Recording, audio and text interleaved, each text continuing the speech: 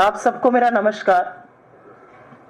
एक अत्यंत गंभीर मुद्दे पर आपके साथ फिर से एक चर्चा करने के लिए और आपके माध्यम से लोगों तक ये बात पहुंचाने के लिए आज इस प्लेटफॉर्म से आपको संबोधित करूंगी। आज पहलगाम आतंकी हमले को 85 दिन हो गए, 85 डेज, लेकिन आज भी उन दुर्दांत आतंकवादियों में से एक भी गिरफ्तार नहीं हुआ है और संभवतः उनकी शिनाख्त भी नहीं हुई है। इस दौरान हमारी सूरवीर सेना के उपसेना प्रमुख lieutenant general Rahul R Singh ने बिना लाग लपेट के वो बात कही जो राहुल गांधी जी पहले कह चुके हैं। हमारे उपसेना प्रमुख ने साफ शब्दों में कहा कि जब हम पाकिस्तान को सबक सिखा रहे थे तो पाकिस्तान अकेला नहीं था, हम पाकिस्तान के साथ साथ चीन से भी लड़ रहे थे। फ्रंट पाकिस्तान था, पीछे पूरा चीन का बंदोबस्त था। और यही वो बात है जिसके लिए राहुल गांधी जी ने देश के संसद में और उसके बाहर इस सरकार को आगाह किया था। इसकी नजरअंदाजी हुई और उसका खामियाजा आज पूरा देश भुगत रहा है। और उपसेना अध्यक्ष ने तो यह भी कहा कि इस पूरे ऑपरेशन में हम 3 दुश्मनों से लड़ रहे थे, जिसमें से चीन एक था, और चीन ने पाकिस्तान को लाइव इनपुट्स दिए, रियल टाइम इंटेलिजेंस दी। लेकिन इतना सब कुछ हो जाने के बावजूद आज क्या हो रहा है, पहले कुछ वीडियोस देख लीजिए, कुछ पिक्चर्स देख लीजिए और उसके बाद हम चर्चा करते हैं।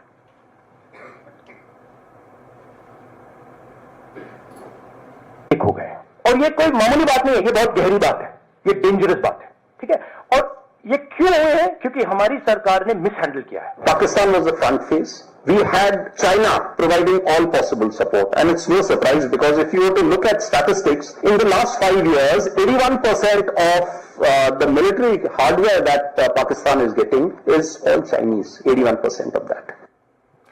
और अब कुछ तस्वीरें देखिएगा जो पिछले 48 घंटे में देश और दुनिया के सामने आई हैं। हमारे विदेश मंत्री एस जयशंकर जी चीन में हैं।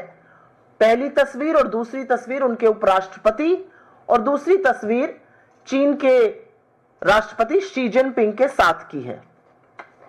इसके बाद मैं चाहती हूं कि आप एक और तस्वीर देखिए। ये वो महिला है जो वीडियो ब्लॉगर थी, ट्रैवल ब्लॉगर है, इनका नाम ज्योति मल्होत्रा है। ये भारत के खिलाफ पाकिस्तान को जासूसी और सबूत दे रही थी। इनको गिरफ्तार किया गया है। ये पाकिस्तान हाई कमीशन में कुछ लोगों के बेहद करीब थी। काफी सारी तस्वीरें हैं। इन्होंने बॉर्डर क्रॉस करके पाकिस्तान की यात्रा भी की थी। और अब मैं आपको एक वीडियो दिखाना चाहती हूं जिसमें इन्होंने अपने आप को क्या बताया था, वो भी सुन लीजिए। हरियाणा बीजेपी लीजिए, यहाँ से अभी करेंगे भाई अपना इंडियन, लीजिए पासपोर्ट हाथ में और अपना चलेंगे। हाँ जी सर। और सिक्योरिटी हरियाणा बीजेपी। ये महिला जब हिंदुस्तान का बॉर्डर, इंडिया का बॉर्डर क्रॉस करके जब ये पाकिस्तान में एंटर करती है तो ये अपने आप को हरियाणा बीजेपी का सदस्य बताती है। अब इसकी गिरफ्तारी हो चुकी है, आगे क्या हो रहा है अभी उसके बारे में हम जरूर चर्चा करेंगे। 2 और तस्वीरें हैं और वो देखनी जरूरी हैं। ये तस्वीरें तब की हैं जब वंदे भारत एक्सप्रेस के उद्घाटन में वो पहुंची थी और वहां पर उनकी मुरलीधरन जी जो तत्कालीन विदेश राज्य मंत्री थे, बीजेपी केरल अध्यक्ष के सुरेंद्रन जी के साथ काफी सारी तस्वीरें, उनको भी देख लीजिए।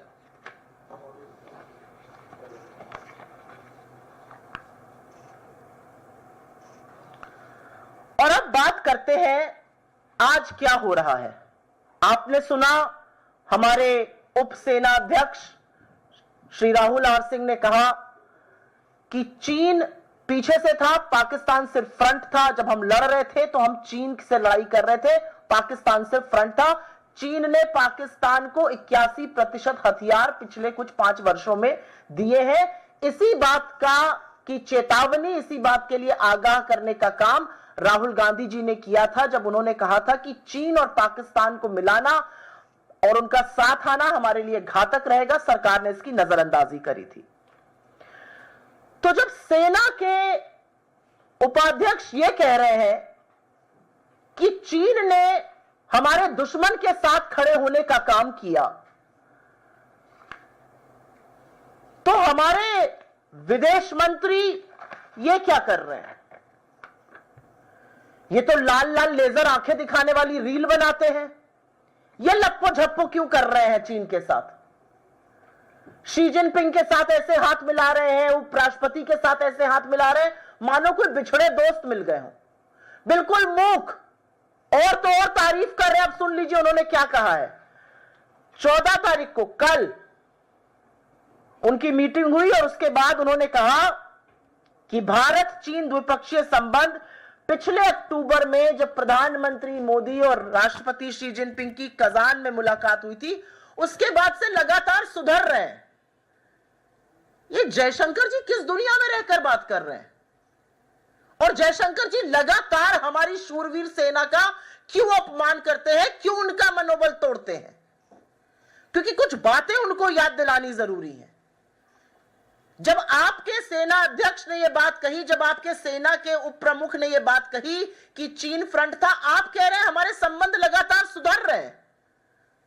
हमारे 28 लोगों को क्रूर तरीके से मारने के बाद पाकिस्तान के साथ चीन मिलकर खड़ा हुआ और आप कह रहे हैं संबंध सुधर रहे हैं। क्या यह सर्वविदित नहीं है कि ऑपरेशन सिंदूर के दौरान चीन ने पाकिस्तान का पूरा समर्थन किया? उनका नेटवर्क बेस्ड ऑपरेशन था जो चीन ने जिसमें मदद करी। उनको J-10C fighter, PL-15 air to air missile और तमाम ड्रोन इस्तेमाल हुए जो तुर्की और चीन की कृपा थी। क्या यह सबको नहीं पता है? हमारी सेना यह कह रही है और विदेश मंत्री, मोदी जी के मंत्री कह रहे हैं हमारे संबंध सुधर रहे हैं।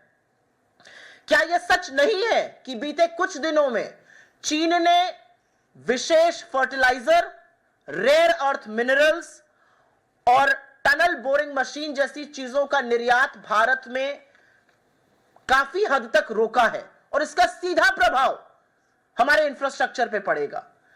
क्या यह सच नहीं है कि इस पूरे दौरान चीन की जो भारत से आयात था वो घटता जा रहा है और हमारा आयात चीन से बढ़ता जा रहा है, हमारी निर्भरता चीन पर बढ़ती जा रही है और उसी के चलते आज हमारा ट्रेड डेफिसिट, व्यापार घाटा करीब करीब $100 बिलियन पे पहुंच गया है?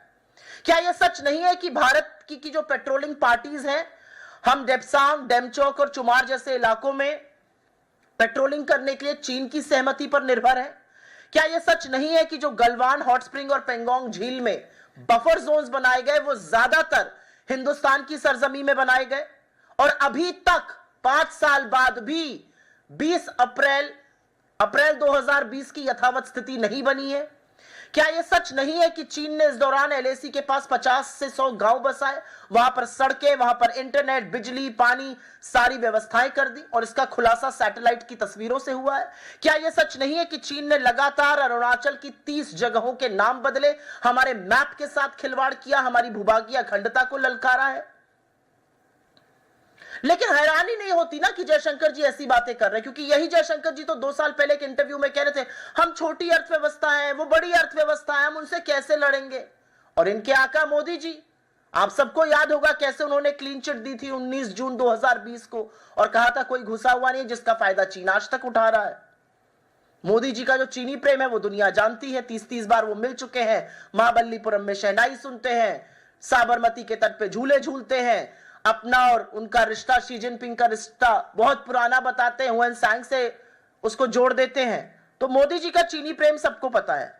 लेकिन आज जब चीन हमारे दुश्मन देश के साथ खड़ा है तो उसकी चिरौरी करने की क्या जरूरत है? लाल आंख दिखाने की बात करते थे, कभी लाल शर्ट पहन के लल्लो झप्पो करने लगते हैं, कभी लाल कालीन बिछा देते हैं और अब ये हाथ मिला रहे हैं, मुस्कुरा रहे हैं मानो कुछ हुआ ही नहीं है। ये हो क्या रहा है? लेकिन इससे भी ज्यादा गंभीर एक और बात है कि जब चीनी प्रेम जताया जा रहा है, जब प्रधानमंत्री दुनिया भर में घूम घूम कर मेडल बटोर रहे हैं, उसका हिंदुस्तान को क्या फायदा हो रहा है यह हमें नहीं पता। वो 28 परिवार आज भी पूछ रहे हैं उनके शहीदों को उनको न्याय कब मिलेगा। वो पूछ रहे हैं कि वो दुर्दांत आतंकवादी कब चिन्हित किए जाएंगे, कब गिरफ्तार किए जाएंगे, कब उनकी नजीर बनाई जाएगी। वो पूछ रहे हैं कि जिस पाकिस्तान ने ये किया और जिसका साथ चीन ने दिया, आप लल्लो झप्पो गलबैया क्यों कर रहे हैं चीन के साथ? और इसी दौरान एक और सवाल उठता है कि ये दुर्दांत आतंकवादी 200 किलोमीटर हमारी सरहद के अंदर आते हैं, इनको सारे रास्ते पता है, ये सारी चीजें जानते हैं उसके इर्द गिर्द, और उसके बाद इस हमले के वो चुपचाप गायब हो जाते हैं, मानो जमीन निगल गई, आसमान खा गया, वो चले जाते हैं। उनको इस एरिया की इतनी जानकारी, उनको रूट्स, उनको मैप्स इतने अच्छे से कैसे पता है? और जिन देशद्रोहियों ने देश के खिलाफ जासूसी की, जिनको पकड़ा गया, उसके लिए सरकार ने क्या किया? और उनका बीजेपी से संबंध जग जाहिर है।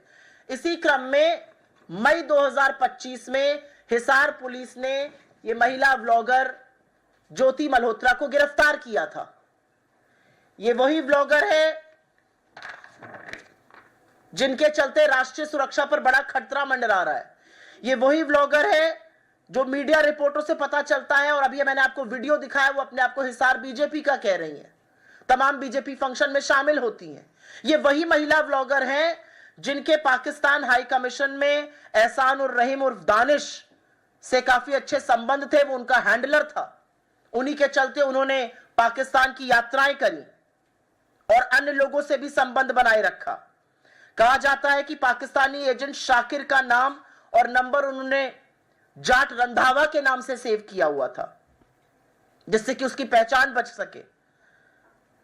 असलियत यह है कि इस महिला को इनके हैंडलर्स ने, पाकिस्तान हाई कमीशन के लोगों ने तमाम बॉर्डर के उस पार लोगों से मिलवाया। इन्होंने क्या जानकारी दी? क्योंकि अब खबर यह भी है, रिपोर्ट्स के अनुसार खबर यह भी है कि जब ऑपरेशन सिंदूर चल रहा था लगातार 4 दिन तक, यह महिला ज्योति मल्होत्रा पाकिस्तानियों के टच में थी, अपने हैंडलर दानिश के टच में थी, जिसको 13 मई को भारत ने एस्पियोनाज के आरोप में देश से निकाल दिया था। और चौंकाने वाली बात यह है कि जब ये बॉर्डर क्रॉस करके जा रही हैं, जिसका आपने विवरण देखा, ये अपने आप को हरियाणा बीजेपी का सदस्य बता रही हैं। उनके सौजन्य से गई, उनकी सदस्य है, उनकी कितनी बड़ी कार्यकर्ता है, उनकी कितनी बड़ी समर्थक है, उसकी अभी हम कलई खोलने जा रहे हैं। ये बीजेपी के काफी सारे आधिकारिक कार्यक्रमों में शामिल होती हैं। वंदे भारत का इनॉग्रेशन था 2023 में केरल में, और इसमें ज्योति जी को भारतीय रेल ने आमंत्रित किया। इनकी तस्वीरें हैं, ये देख लीजिए। वे भी मुरलीधरन, जो तत्कालीन विदेश राज्य मंत्री थे, बीजेपी के अध्यक्ष, तमाम लोगों के साथ इनकी तस्वीरें हैं। सुरेंद्रन जी के साथ, ये बीजेपी के अध्यक्ष हैं जिनके साथ इनकी तस्वीरें हैं। तो सवाल यह है कि इन्होंने एक ही बार ऐसे कार्यक्रम नहीं अटेंड किए। ऐसे रेल मंत्रालय के कार्यक्रम, ऐसे इवेंट्स इन्होंने 5-5 बार अटेंड किए। तो क्या भारत सरकार बिना किसी को चिन्हित किए, बिना किसी का बैकग्राउंड चेक किए, इतने हाई प्रोफाइल इवेंट्स में बुला रही है जहां पर बीजेपी के अध्यक्ष बैठे हुए हैं, जहां पर बीजेपी के मंत्री बैठे हुए हैं?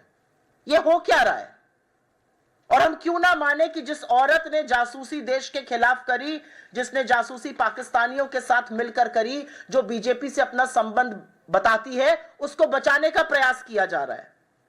और यह पहली बार नहीं हुआ है। बीजेपी को तो आज सवाल का जवाब देना पड़ेगा कि कैसे अपने आप को यह बीजेपी का सदस्य बता रही है, लेकिन यह पहली बार नहीं हुआ है। यह सच है कि मध्य प्रदेश के बीजेपी आईटी सेल में काम करने वाला ध्रुव सक्सेना आईएसआई की मुखबिरी करते हुए पाया गया था। क्या यह सच नहीं है कि बीजेपी में तत्कालीन जम्मू कश्मीर के उप मुख्यमंत्री निर्मल सिंह ने बुरहान वानी की हत्या को दुर्घटना बताया था और फिर कॉम्पनसेशन देने की भी बात हुई थी? क्या यह सच नहीं है कि 2016 में पहली बार हिंदुस्तान में, हमारी सरजमी के अंदर, पाकिस्तान की नापाक आईएसआई को पठानकोट में आने की अनुमति दी गई, जबकि सारा किया धरा पाकिस्तान का था? क्या यह सच नहीं है कि अमित शाह ने आईएसआई की जांच पर संतुष्टि जताई थी, जबकि पाकिस्तान ने षड्यंत्र रचा था? क्या यह सच नहीं है कि मोदी जी 2015 में बिना बताए बिरयानी या सिवई खाने, राम जाने क्या करने, लपके हुए पाकिस्तान चले गए थे नवाज शरीफ के यहां, और उसके बाद आकर उरी होता है, उसके बाद आके पठानकोट होता है, उसके बाद पुलवामा होता है, तमाम चीजें होती हैं? क्या यह सच नहीं है कि पाकिस्तान बार बार सीज फायर का उल्लंघन करता है और मोदी जी के बड़े चहेते मंत्री वीके सिंह समेत काफी सारे लोग पाकिस्तान उच्चायोग, पाक आर्मी डे के सेलिब्रेशन में जाते हैं? क्या यह सच नहीं है कि बीजेपी के शासनकाल के दौरान जम्मू कश्मीर में आईएसआई के झंडे देखे गए थे? क्या यह सच नहीं है कि आसिया अंद्राबी जैसी महिला जो हिंदुस्तान के खिलाफ बोलती है, जो बॉर्डर पार करके ट्रेनिंग लेकर आती है, उसको बेटी बचाओ बेटी पढ़ाओ का मैस्कॉट बनाया जाता है जम्मू कश्मीर में? क्या यह सच नहीं है कि डीआरडीओ का अधिकारी जो जासूसी करते हुए पाया गया, जो हमारे मिसाइल के रहस्य को लीक कर रहा था, जिसका नाम प्रदीप कुरलूकर है, वो आरएसएस से संबंधित है? क्या यह सच नहीं है कि भारत की सुरक्षा के साथ सबसे बड़ा समझौता अगर कभी हुआ है तो वो पहले वाली बीजेपी सरकार में हुआ है, जहां पे मसूद अजहर को रिलीज किया गया था और खुद सरकार ने किया था? तो बीजेपी इन सब चीजों का क्या जवाब देगी? बीजेपी के पास क्या जवाब है कि जब हमारे सेना के लोग जिन्होंने बलिदान दिया है वो कह रहे हैं कि चीन पाकिस्तान के साथ खड़ा था, आप चीन से गलबैया लप्पो झप्पो क्यों कर रहे हैं? आप बिना चीन के क्यों नहीं रह पा रहे हैं? ये क्या जवाब देंगे कि जब हमारी सेना के लोग कह रहे हैं कि चीन लगातार पाकिस्तान को हथियार दे रहा है, नेटवर्क प्लेटफॉर्म्स दे रहा है, रियल टाइम इंटेलिजेंस दे रहा है, हमें चीन से प्रेम जताने की, चिरौरी करने की क्या जरूरत है? बीजेपी ज्योति मल्होत्रा पर कब बोलेगी? कब बोलेगी कि अपने आप को हरियाणा बीजेपी का सदस्य क्यों बताती है? कब बोलेगी कि पाक हैंडलर्स के साथ इसकी कहां तक ताल्लुकात थे और इसने किस तरह की जानकारी रिलीज करी? आज सवाल इस बात का है कि आपने मई में इसको गिरफ्तार किया है, हम 15 जुलाई को बात कर रहे हैं। ज्योति मल्होत्रा के साथ क्या किया जा रहा है? इसने क्या जानकारी दी? इसके खिलाफ क्या एक्शन लिया गया? और चीन की जी हजूरी क्यों की जा रही है? हमारी मांग है कि सरकार इन सब बातों का जवाब दे, संसद में दे, देश को दे, क्योंकि ये सारे मामले गंभीर मामले हैं। ये मामले इस देश की स्वाधीनता, इस देश की संप्रभुता, इस देश की सुरक्षा से संबंधित है। ये मामले उन चीजों से संबंधित है जहां पर 26 से 28 लोगों की दर्दनाक हत्या की गई और उसके बाद आतंकी आज तक फरार हैं। बड़ी बड़ी डींगे हाँकने वाले, बड़े बड़े दावे करने वाले लोग ये बताएं कि वो दुर्दांत आतंकवादी कहां हैं। सवाल आज इस बात का है। I will very briefly make a statement in English. You have already seen the videos we have shown you. Very explicitly, the Deputy Chief of the Indian Armed Forces, Lieutenant General Rahul R. Singh, has categorically said that when we were fighting Pakistan, we were also fighting China. The front was Pakistan, but it was China all along. China gave Pakistan the network platform that Pakistan fought on. China provided them with various ammunitions, and we have details listed right here. So there were multiple things that China was doing with Pakistan. So at a time like this, when our armed forces are saying that China stood strongly with our enemy, what is it that the Indian government, what is it that the BJP is doing? Why is India's foreign minister quiet? Why is he singing paeans of China? He's almost posing as if he's with his long lost friends. The question is, not a single terrorist has been caught dead or alive who was responsible for the Pahalgam terror strike. 28 bereaved families still await justice. And here you have India's government, India's foreign minister engage. And not just engage, he's singing peers, he's singing praises of China and essentially saying that ever since Mr. Modi and the Chinese president met in Kazan, things have been very normal. I don't know which world is Mr. Jaishankar living in. I don't know why is he under pressure to say these things. I don't know why has he chosen to disrespect and dishonor our valiant armed forces. Because the reality is that since then, it is now well known that the network-based platforms were provided by China. Drones came from China and Turkey, whether it was J-10C fighter, PL-15E, air-to-air missiles, all of them were coming from China. We have the armed forces general saying 81% of Pakistan's ammunition is coming from China. And you are saying our relationship is normal. The reality is that China has to a very great extent curtailed exports to India, exports of special fertilizer, rare earth minerals, tunnel boring machines, and various things like that which impact our infrastructure. The reality is that our dependence on China has gone up manifold. Our trade deficit with China runs at $100 billion. And the reality also is that China has consistently started importing less and less from India. Our petroling parties cannot go up to Debsang, Demchok and Chumar unless they have the nod from China. The reality is whether it's the buffer zones in Galwan, Hot Spring or Pangong, they're all built in India's territory. And the April 2020 status quo ante has not been restored. The reality is that during this period, China has built about 50 odd villages around the LAC with roads, with electricity, with water supplies, with concrete structures, and this is all being revealed by satellite images. The reality is that China has changed the names of 30 places in Arunachal Pradesh, directly challenging, by changing maps of India, our sovereignty. The reality is that I am not surprised at all that Jaishankar ji is saying this, because he's the same person who had previously, about 2 years back, said in an interview that we are a small economy, how do we fight a larger economy? He belongs to a government where the Prime Minister gave a clean chit to China and categorically said nobody had entered on the 19th of June 2020, something that has worked to China's advantage globally ever since. Everybody knows how much Mr. Modi loves China. He's been to China, he's received Chinese people for about 30 times now, all through his career. Whether it's Mahabalipuram or whether it's Sabarmati, he's enjoyed great company with Mr. Xi Jinping. But who's bearing the cost of this? He's roaming the world collecting medals. We are bowing before China for God alone knows what reason. But who's bearing the brunt of this? And the one question that remains on the minds of the 28 martyred families is, when will they get justice? And why have terrorists not been arrested? Isn't it a very valid question that how did those terrorists enter 200 kilometers into our territory? They did the Pahalgam terror strike and then vanished in thin air. How were they so aware of the routes? How did they know about the roads? How were they aware of the maps? How were they so well versed with the geography of that region? And why must not one believe that people who've been arrested for spying on India for Pakistan must be responsible for this? It is very, very concerning that people who have been arrested for espionage against India claim of their connections with the BJP. They have been shown in pictures with BJP leaders. They have claimed to be BJP members. Here is one woman, Jyoti Malhotra. She's a travel vlogger. And when she was crossing the India border to go to Pakistan, she claimed she was from Haryana BJP. The reality is that she was in touch with a man called Danish, who was her handler in the Pakistan High Commission, who ensured her trips to Pakistan. And the reality also is that she had various numbers saved in her phone, like Jat Randhawa, who was actually a Pakistan national.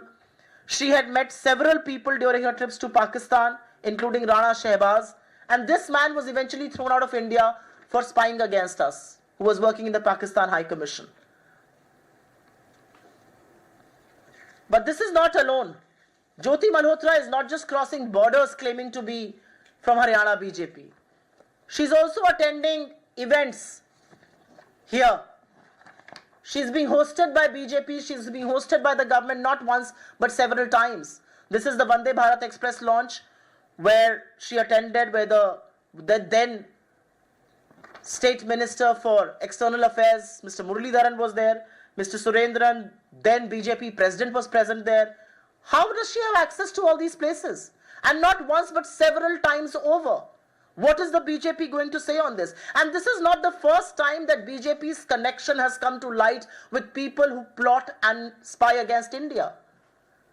Do we not remember what happened in Madhya Pradesh? Dhruv Saxena, working in the IT cell, was spying for the ISI. Do we not remember how then Deputy Chief Minister Nirmal Singh wanted Burhan Wani's death to be called an accident? The operation that happened against him. Do we not know that in 2016, Pathankot terror strike, and we invited ISI in India to investigate? Do we not know that Amit Shah was absolutely satisfied with the investigation done by ISI, especially at a time when Pakistan itself was the perpetrator of the terror strike? Do we not remember in 2015 Mr. Modi went unannounced to Nawaz Sharif to attend his birthday party and sing happy birthday to you? Do we not remember that several ceasefire violations happened at the end of Pakistan and still General VK Singh, then a BJP minister, kept attending the Pakistan Army Day at the High Commission? Do we not remember that when BJP was in power in Jammu and Kashmir, ISI flags were visible? Do we not remember that BJP made Asia Andrabi, a known Pakistan sympathizer and an anti-India voice, as the face of its Beti Bachao, Beti Padhao campaign? Do we not know that Pradeep Kurlulkar, who worked for the DRDO and kept leaking sensitive missile program information to Pakistan, has relationships with RSS and is associated with the RSS? And do we not know that the worst breach in security must have happened when Masood Azhar was released by then BJP government? So the question remains, what has been done to Jyoti Malhotra? What information has she revealed? What action is being taken against her? What action is being taken against the terrorists? When are you going to catch them?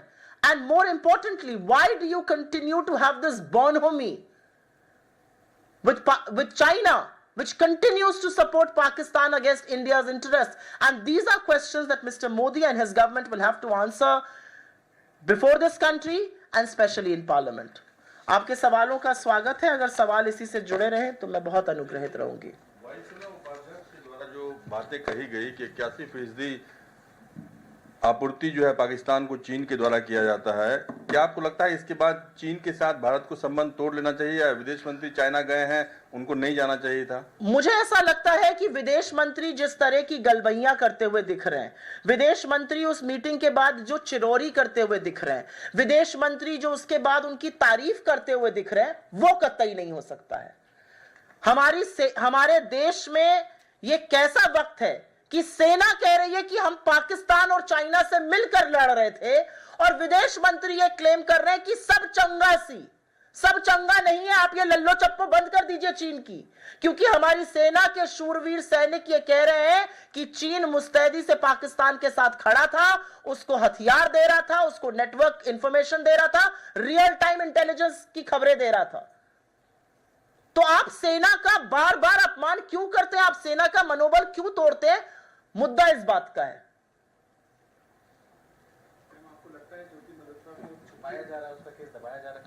मुझे ऐसा लगता है कि ज्योति मल्होत्रा का नाम जब से सामने आया है, बीजेपी की तरफ से एक सुई टपक सन्नाटा बना हुआ है. एक वीडियो है जिसमें वो अपने आप को हरियाणा बीजेपी का बता रही है. तमाम बीजेपी के फंक्शंस अटेंड कर चुकी है. गवर्नमेंट ऑफ इंडिया ने उसको इनवाइट किया है. अपने मन से तो नहीं पहुंच गई होगी वंदे भारत के इनॉग्रेशन पे और मंत्री जी के साथ और अध्यक्ष जी के साथ फोटो खींच रही है. तमाम जगह से उसको इनवाइट किया गया है. और उसके बाद अगर उसको पकड़ा गया है और ये सर्वविदित है कि उसके हैंडलर पाकिस्तान हाई कमीशन में बैठे थे, वो पाकिस्तान गई, उसके फोन पर पाकिस्तान के संदिग्ध लोगों के नंबर दूसरे नामों से सेव थे, तो अब सवाल इस बात का है कि उसको कौन बचा रहा है, उसके ऊपर पर्दा कौन डाल रहा है, उसके खिलाफ क्या एक्शन लिया जा रहा है, ये तो पूरा देश जानना चाहता है. पूरा देश जानना चाहता है कि एक महिला है जो मंत्री जी के साथ फोटो खिंचा रही है, जो आपके इवेंट्स में बैठी है, जिसकी पाकिस्तान हैंडलर के साथ तस्वीरें हैं, इसको कौन बचा रहा है? इन दो तस्वीरों को एक साथ कैसे देखा जा सकता है? एक तस्वीर है जहां पर बीजेपी के मंत्री के साथ वो बैठी होकर फोटो खिंचा रही है, एक तस्वीर है जो पाकिस्तान हैंडलर के साथ है, वो पाकिस्तान हाई कमीशन में, इसको हमने अंततोगत्वा देश से निकाला था दानिश को. ये दोनों चीजें हो रही हैं और इसमें बिल्कुल सुई टपक सन्नाटा है. कोई सवाल नहीं पूछे जा रहे हैं, बीजेपी की ओर से कोई जवाब नहीं आ रहा है. सरकार क्या कर रही है पता ही नहीं है. मई से इसको अरेस्ट किया गया है, जुलाई आ गया है. दो सवाल है. आपने ज्योति मल्होत्रा का जिक्र किया तो पहले उसकी तस्वीर पर बात करता हूं. रिपोर्ट भी देखा था, काफी रिपोर्ट चली हुई थी जिसमें यह कहा गया था कि ज्योति मल्होत्रा जो केरल गई थी वो वहां की गवर्नमेंट गेस्ट के तौर पर गई थी. केरल गवर्नमेंट ने इनवाइट किया था, गवर्नमेंट गेस्ट के तौर पर गई थी, उसको जो है सारी सुविधाएं दी गई थी, यहां तक कि उसको पेमेंट किया गया था. तो ये तस्वीर जो है संभवतः उसी दौरान की है, ये शायद आप ज्यादा बेहतर बता पाएंगे, केरल के दौरान की. तो वो गवर्नमेंट गेस्ट थी और ये आरटीआई में रिवील किया गया था, डेटा सामने आया था. दूसरी चीज जो चीन को लेकर के आप लोगों का कहना है, तो ये मुद्दा जो संसद में भी कई बार उठा, जहां पर जो है बीजेपी की तरफ से ये कहा गया कि कांग्रेस जो है चीन के साथ में एमओयू साइन करती है, राहुल गांधी के ऊपर हमलावर रही है लगातार बीजेपी. संसद में सवाल उठाया गया कि आखिर राहुल गांधी चीन के इतना करीब क्यों है. तो आप लोग बीजेपी के ऊपर आरोप लगा रहे हैं, बीजेपी जो है कांग्रेस के ऊपर वही आरोप लगा रही है. इन बेतुकी बातों का कोई मतलब है?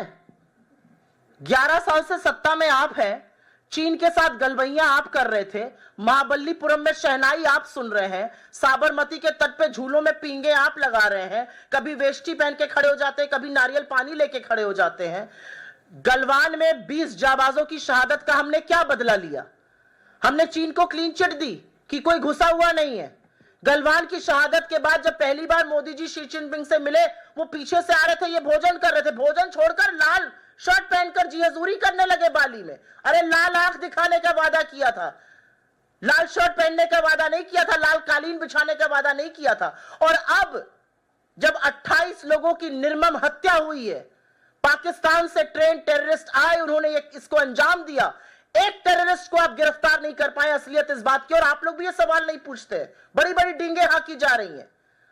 और आज हमारे सेना के उपाध्यक्ष अगर ये कह रहे हैं कि हम पाकिस्तान से नहीं, हम पाकिस्तान और चीन से लड़ रहे थे, पाकिस्तान से फ्रंट था, तो विदेश मंत्री किस मुंह से ये कह सकते हैं हमारे संबंध बड़े अच्छे हैं, हमारे संबंध सुधरते जा रहे हैं? अरे आपके और मोदी जी के संबंध सुधर रहे होंगे चीन से, इस देश को आपके चीनी प्रेम का खामियाजा भुगतना पड़ रहा है।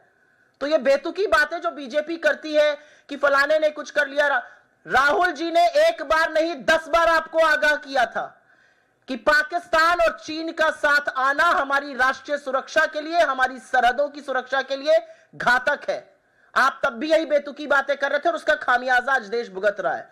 और अब जब सर्वविदित है कि चीन ने पाकिस्तान की पूरी मदद करी ऑपरेशन सिंदूर के दौरान, हमारा नुकसान हुआ, हमारे जेट्स का नुकसान हुआ, आप अभी भी कह रहे हैं हमारे रिश्ते सामान्य हैं। मोर पिया मोर नाम ना पूछे, मोर सुहागन नाम। असलियत ये है, ये असलियत है।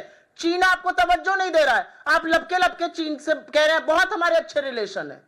वो वन साइडेड लव जो है ना, उसका खामियाजा बड़ा भुगतना पड़ता है। ये एक तरफा प्यार की जो मोहब्बत है मोदी जी की, ये सिर्फ चीन ही के साथ है और चीन इसका खूब फायदा उठाता है और इस एक तरफा मोहब्बत का खामियाजा देश को भुगतना पड़ता है। मैम, ज्योति मल्होत्रा सिर्फ एक बार नहीं, ज्योति मल्होत्रा 6 रेल मंत्रालय के कार्यक्रमों में शामिल हुई थी। एक केरल में वंदे भारत एक्सप्रेस के उद्घाटन समारोह में गई थी, इसके अलावा हैदराबाद विशाखापट्टनम में गई थी, जहां पर वर्चुअल रूप से असल में मोदी जी भी जुड़े थे। तो जहां पर प्रधानमंत्री शिरकत कर रहे हैं, वहां पर आप ऐसे लोगों को बुला रहे हैं जिनका आपको बैकग्राउंड ही नहीं पता है, जो पाकिस्तान के हैंडलर से हैंडल हो रहे हैं।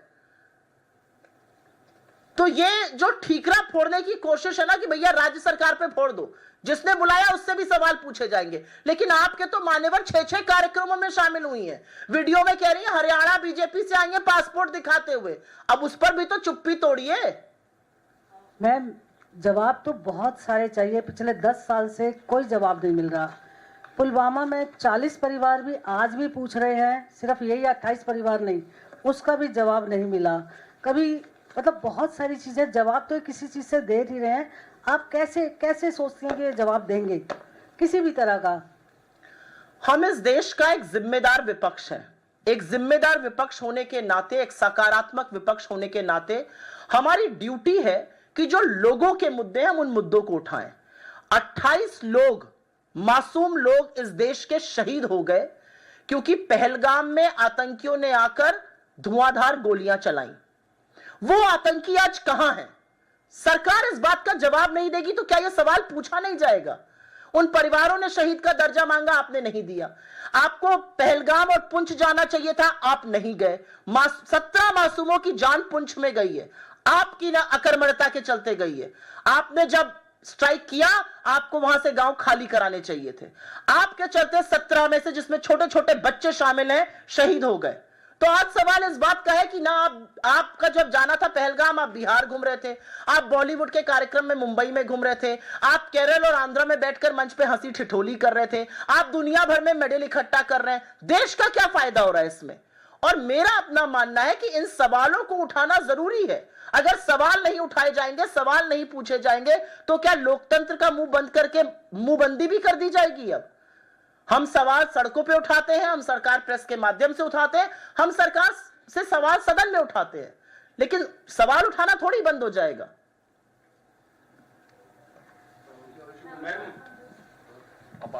What is the issue? चीन के साथ संबंध जो है वो लगातार जो LAC के बाद खराब हुए थे, वो सामान्य होना शुरू हुए प्रधानमंत्री और शी जिनपिंग की मुलाकात के बाद।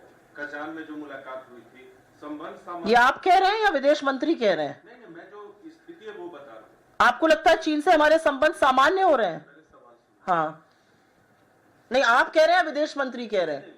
कजान में प्रधानमंत्री और शी जिनपिंग की मुलाकात हुई थी। ये कह रहा हूं कि अभी आप चीन के साथ जो नजदीकियां भारत की बढ़ रही हैं, विदेश मंत्री या प्रधानमंत्री की आप जो कह रही हैं, आप पहलगाम आतंकी हमले की वजह से चीन और भारत की नजदीकियों पे सवाल उठा रही हैं, या भारत और चीन के जो संबंध पिछले कुछ महीनों से बढ़े हैं, करीब आ रहे हैं, उस पर सवाल उठा रही हैं? जिन पिछले कुछ महीनों की आप बात कर रहे हैं उसमें पहलगाम की टेरर स्ट्राइक हुई, उसके बाद हमने ऑपरेशन सिंदूर किया।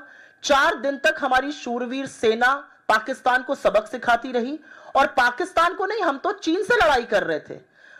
चीन ने उनको हथियार दिए, वर्ल्ड क्लास हथियार दिए, चीन ने उनको नेटवर्क प्लेटफॉर्म दिए, चीन ने उनको रियल टाइम इंटेलिजेंस दी। इन कुछ महीनों में जिसमें आप कह रहे हैं संबंध हमारे सामान्य हुए हैं, चीन ने हमारे यहां जो एक्सपोर्ट करते थे हम चाइना से, rare earth minerals, tunnel boring machines, विशेष तरह का फर्टिलाइजर, उसका निर्यात काफी हद तक सीमित कर दिया, उसको रोक दिया। यह सामान्य संबंधों की तस्वीर है क्या?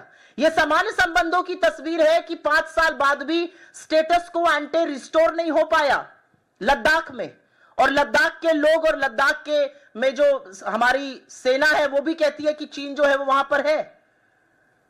मुझे समझ में नहीं आ रहा संबंध का सामान्य होने का क्या मतलब होता है। एक आदमी कभी जब किसी से एक तरफा मोहब्बत करता है ना, तो अपने मन में वो काफी सारी पिक्चर गढ़ लेता है।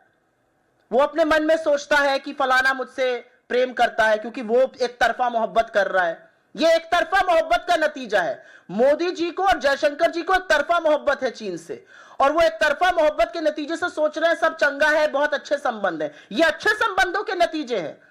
ना स्टेटस को एंटे हुआ है, एलएसी पर 50-50 गांव बसा रहा है, हमारे अरुणाचल के जगहों का नाम बदल रहा है, हमारे मैप के साथ खिलवाड़ कर रहा है। ये सामान्य संबंध के लोग करते हैं, ये मित्र देश करते हैं। मुझे तो नहीं लगता है। अब इसकी डेफिनेशन मोदी सरकार में कुछ और हो तो वो अलग बात है। जी मैम, ऑर्गेनाइजर मैगजीन में एक आर्टिकल लिखा गया है जिसमें कहा है कि संविधान की प्रस्तावना में शामिल समाजवाद और पंथ निरपेक्ष शब्दों का शामिल करना संवैधानिक धोखाधड़ी है। क्या है? संवैधानिक धोखाधड़ी। ये कहां पे छपा है? माइक पे बोल दीजिए, ये कहां पे छपा है? भैया माइक देना उनको जरा।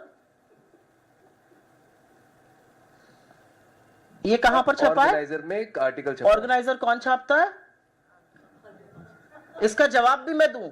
ऑर्गेनाइजर या पंचजन्य जैसे अखबार अगर हमारे संविधान पर सवाल उठाते हैं, उनको हमारे संविधान में धर्मनिरपेक्षता और समाजवाद से चिढ़ है, तो ये तो आरएसएस के वही लोग हैं जो बाबा साहब को भला बुरा कहते थे, उनकी तस्वीरें जलाते थे, संविधान की प्रतियां जलाते थे, जिन्होंने 53 साल तक तिरंगे का बहिष्कार किया। तो ये अब नया क्या कर रहे हैं? ये तो वही लोग हैं जो कहते थे 400 दे दो तो देश का संविधान बदल देंगे। वो अलग बात है, देश ने नकेल कस दी। तो इसमें क्या मैं जवाब दूं? मैडम मुझे ये बताइए, पहलगाम हादसे के टाइम पे भी राहुल गांधी चीख चीख के जगा रहे थे सरकार को, उसके बाद अब राहुल आर सिंह ने जब खुला बता दिया सारी चीज़ें, और राहुल गांधी उस टाइम भी चीख चीख के सरकार को बता रहे थे, फिर भी इतने खूबसूरत रिलेशन जो हम चाइना के साथ बना रहे हैं, इसके पीछे क्या ये वजह है कि भारत सरकार चाइना से डरती है? भारत सरकार चाइना से डरती है कि नहीं डरती मुझे नहीं पता, लेकिन मोदी जी का जो चीनी प्रेम है वो बहुत प्रगाढ़ है। एक तरफा मोहब्बत की जो शिद्दत है उनकी, वो पिक्चर थी पता नहीं कौन सी, उसमें डायलॉग था, एक तरफा मोहब्बत की ताकत। मोदी जी की जो एक तरफा मोहब्बत है चीन से, उसका खामियाजा ये देश भुगत रहा है। बहुत धन्यवाद, thank you very much. Ma'am एक अलग बिहार को लेकर एक है जी। आज भी एक आईसीआईसीआई बैंक के मैनेजर की डेड बॉडी की कुएं में मिली है बिहार में। लगातार अब तक 14 हत्याएं हो चुकी है तकरीबन पिछले 1 हफ्ते 8 दिन पे। इस पर आपका क्या कहना है? मुझे ऐसा लगता है एक दिन ऐसा नहीं बीतता है जहां पर बिहार से रक्त रंजन की खबर ना आए, जहां पर बिहार में दिन दहाड़े गोलियां चल रही हैं। आप बैंक मैनेजर की बात कर रहे हैं, कोई किराना व्यापारी, कोई बालू का व्यापारी, कोई कपड़े का व्यापारी, कोई अस्पताल का मालिक, चाहे वो गोपाल खेमका हो, रमाकांत यादव हो, विजय मेहता हो, ऐसे तमाम लोगों की दिन दहाड़े हत्या हो रही है। दिन दहाड़े बिहार में गोलियां चल रही हैं। कभी कभी लगता है ओटीटी का प्लेटफॉर्म में जिस तरह की पिक्चरें दिखाई जाती है वो बिहार में हो रहा है, और ये दूर दराज इलाकों में नहीं हो रहा है, ये वहां की राजधानी पटना में हो रहा है। तो बिहार में जो सुशासन का एक फर्जी दावा ढोल ठोका गया, उसकी कलई चुनाव आने पे खुलती ही जा रही है। दिख रहा है दुनिया में बिहार में क्या हो रहा है। बिहार में महिलाएं असुरक्षित हैं। बिहार में एक बच्ची का रेप होता है, उसको 20 बार चाकू मारा जाता है। पटना के अस्पताल के बाहर वो 8 घंटे तक एम्बुलेंस में रहती है और अंततोगत्वा दम तोड़ देती है वहां पर। यह बिहार है। बिहार बच्चों के खिलाफ दुष्कर्म के मामले में नंबर 2 है पूरे देश में, महिला अपराध के मामले में नंबर 2 है, हत्या और हत्या की कोशिशों के मामले में नंबर 2 है। कौन सा सुशासन है भाई बिहार में? यह डबल इंजन की सरकार का ढोल पिट रहा है। यह असलियत है बिहार की। मेरा अपना मानना है कि अपराधी बेखौफ इसलिए है क्योंकि अपराधियों को नहीं, छोटे मोटे लोगों को पकड़ के कार्रवाई की जाती है। बिहार की पुलिस और बिहार का प्रशासन और बिहार की सरकार उन लोगों के खिलाफ एक्शन लेती है जो नौकरी की मांग करते हैं, जो मांग करते हैं नीट पेपर लीक क्यों हुआ, उनके खिलाफ जो चीजें होती है उन पर निरंकुशता दिखाती है। अपराधी बेखौफ होकर बिहार में घूम रहा है।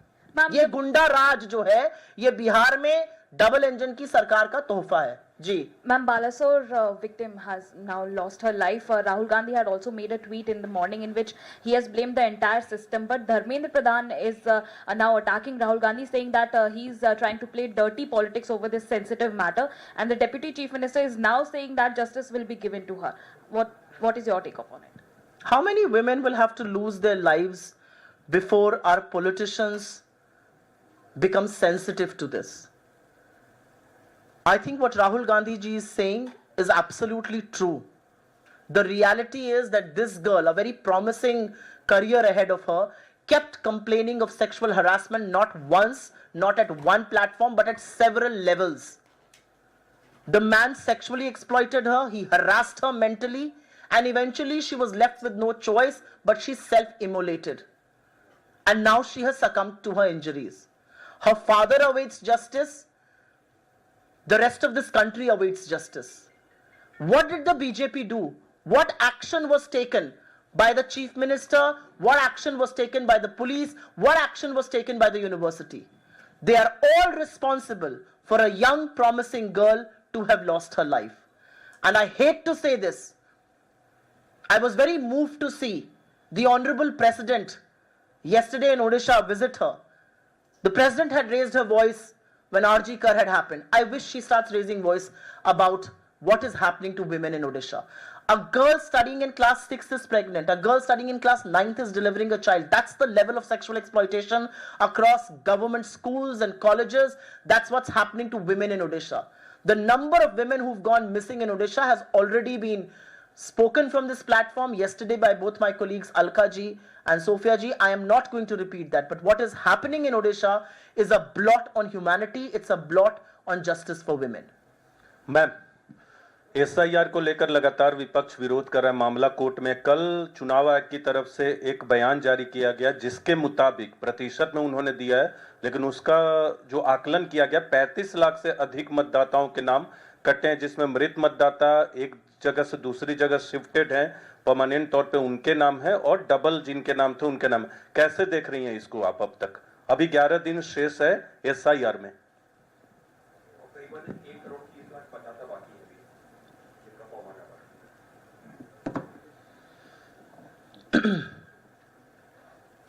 SIR बिहार ही नहीं, इस देश के गरीब, मजदूर, दलित, पिछड़ों, आदिवासियों के खिलाफ चुनाव आयोग का सबसे बड़ा षड्यंत्र है। क्योंकि SIR के माध्यम से जो अभी बिहार में किया जा रहा है वो लोगों की सबसे बड़ी ताकत, वोट देने की ताकत को छीना जा रहा है। असलियत यह है कि जो डींगे हाकी जा रही है कि 80% वोट फॉर्म आ गए, उसकी असलियत ग्राउंड रिपोर्ट से खुल रही है। BLO को पता ही नहीं है चीजें कैसे करनी है। BLO रिजाइन कर रहे हैं क्योंकि उनके ऊपर इतना प्रेशर, इतनी मानसिक प्रताड़ना है, जबरदस्त वसूली चल रही है। आप ही लोगों के अखबारों में रिपोर्ट हो रहा है, लूटा खसोटा जा रहा है लोगों को कि भैया पैसे दो तब तुम्हारा ये काम किया जाएगा। BLO कह रहा है, शासन कह रहा है हम रिसीविंग दे रहे हैं, लोग कह रहे हैं कोई रिसीविंग नहीं आ रही है। BLO को पता ही नहीं है, वो दफ्तर में बैठकर बिना लोगों क्या जाए मनमाने ढंग से फॉर्म भर रहा है। ऐसे लोगों के वोट के साथ खिलवाड़ किया जाएगा। और अगर ये सब करना था तो ये 1 साल पहले करते, 2024 के चुनाव के बाद करते। अभी जब चुनाव के मुहाने पर बिहार आया, ये करने की क्या जरूरत है? इससे करीब करीब 4 करोड़ 90 लाख लोग प्रभावित होंगे। और उसमें से 3 करोड़ लोग बिहार के बाहर नौकरी की तलाश में आते हैं। उनका क्या होगा? उनके वोट का क्या होगा? उसमें से अधिकांश गरीब है, पिछड़े हैं, दलित हैं, आदिवासी हैं। यह साजिश है लोगों के वोट काटने की, यह साजिश है लोगों के वोट खत्म करने की। ऐसे ही चुनाव चुराया गया महाराष्ट्र में, आज तक एक सवाल का जवाब नहीं दे पाया चुनाव आयोग, और अब यह बकैती कर रहा है बिहार में। यह चलेगी नहीं, यह किसी कीमत पर बर्दाश्त नहीं है। लोगों से आप उनके वोट का अधिकार किसी कीमत पर नहीं छीन सकते हैं, क्योंकि लोकतंत्र में हमारे संविधान ने हमें वो सबसे बड़ी ताकत दी है। और असलियत यह है कि यह एक प्रशासनिक ऑर्डर के माध्यम से हो रहा है, जो रिप्रेजेंटेशन ऑफ पीपल्स एक्ट के अमेंडमेंट के खिलाफ है। 24(3) जो अमेंड हुआ, जो कहता है कि आधार को बेसिस पर आपका वोटर आईडी कार्ड बन सकता है, आज भी देश के तमाम जगहों पर बन रहा है। आधार, अगर आपको सांस भी लेनी पड़े, दवाई लेनी पड़े, अस्पताल जाना पड़े, स्कूल जाना पड़े, रेल टिकट, ट्रेन टिकट, डिजी यात्रा, हर जगह आधार चाहिए। यहां आधार नहीं चलेगा। 80 करोड़ लोगों को फ्री का राशन दे रहे, दिन भर टेरते रहते हैं, यहां पर वो राशन कार्ड नहीं चलेगा। जिस वोटर आईडी कार्ड से ये सरकार चुनी गई, वो वोटर आईडी कार्ड मान्य नहीं, तो ये सरकार कैसे वैध और मान्य है? 40 में से 30 सांसद एनडीए के हैं। वापस आए सारे सांसद, वो सारे सांसद आए और इस्तीफा दें। उनको तो घुसपैठियों ने चुना। जब चुनाव आएगा तो इसी तरह का एक नैरेटिव बनाया जाता है। 11 साल से सत्ता में आप हैं, 20 साल से घटक दल आप हैं, वहां पर झुंझुना बजाने का काम करते हैं, घुसपैठिया चिल्लाते हैं। जब चुनाव आता है, कहां गए दिल्ली के घुसपैठिए, कहां गए बंगाल के घुसपैठिए?